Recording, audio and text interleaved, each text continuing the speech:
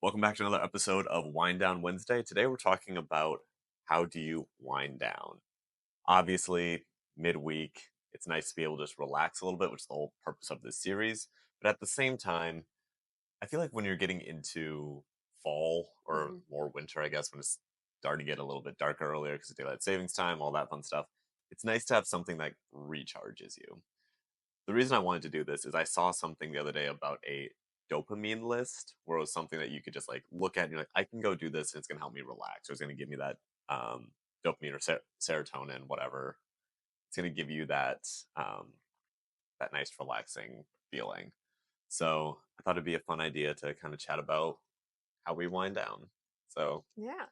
I think it depends if I'm feeling introverted or extroverted is like the first thing I consider. Sometimes there's been periods in life where I'm most recharged by just like spending time by myself or reading a book or just something that is like cozy and comforting and kind of by myself. I think there's other times though when inviting a friend over for dinner or like doing a phone call with a friend who's living out of state, then like those times of connection help me recharge the most. hmm, that is interesting having the two different, like an introverted relaxed period or an extroverted relaxed period, depending on what you've been doing. Hmm. I feel like I always do the extroverted thing of like I like to wind down with people. So I'm an extrovert. So I really like to do things with people. My favorite way to wind down is probably like just playing some mindless video game with my brother or with Heather. Recently, it's been Pal World. If you haven't heard of that game, you should look it up. I'll try to maybe put some screen recordings in here, but it's just the goofiest game in the world. You can set it up however you want, and it's just very relaxing and mindless, which is nice after like a high stress day when you're dealing with just a ton of randomness or random people, random issues. So I think that's one of my favorite ways. Hmm. But outside of that, a really nice one that helps me refocus as well as relax is working out. So I'm a runner and being able to just go for like a 5 mile run or 10 mile run or go lift, go play basketball, go do something active that I don't need to interact necessarily with other people. It's something you can just kind of go get in your own headspace with. That's probably one of the main things I do besides the video games. Hmm.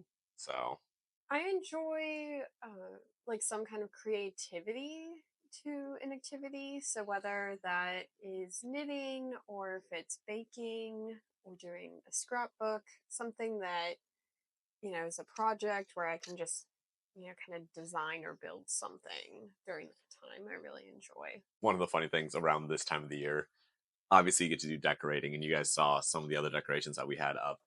I think that's one big one for us is decorating. So, Hmm. taking the time and just, we don't even really talk much when we're decorating. We kind of just throw in some music and bring out all the decorations and then just start going to town with it and start putting things up. And if we don't like something, we'll usually just grab something else, grab the other thing, and then look at the other person just like,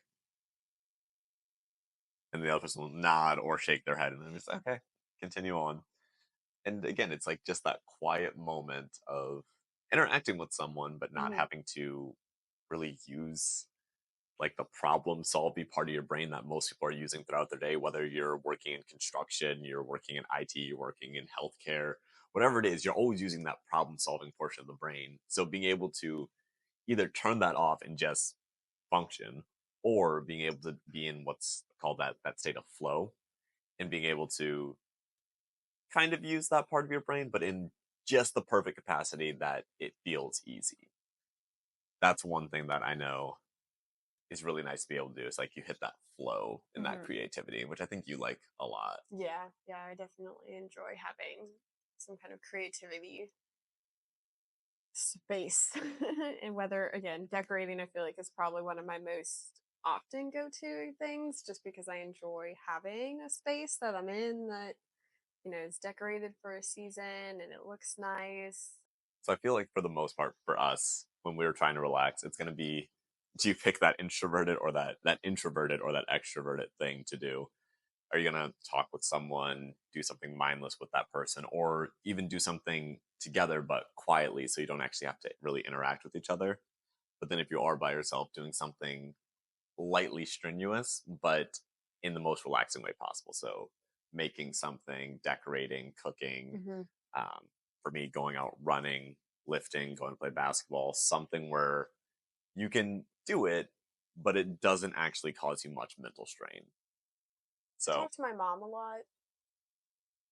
Like, you know, s- giving it. So when you can't remember who's been there your whole life, a phone call can sometimes just help. So those are some of the ways we wind down. Curious, what are some of the ways that you guys like to wind down? What do you do to relax yourself, kind of refocus, recenter, so that you're able to actually make it through the rest of the work week, or going through into the holiday season, getting through the holiday season. Holiday season isn't super easy for everyone. It can be a little chaotic, a little stressful. So having the time when you're able to wind down throughout the season is going to be a really good thing. So make sure you take that time, wind down, relax, and think about it. Be intentional about it so you don't burn yourself out. Anyways, I hope you guys have a good rest of your week. Cheers.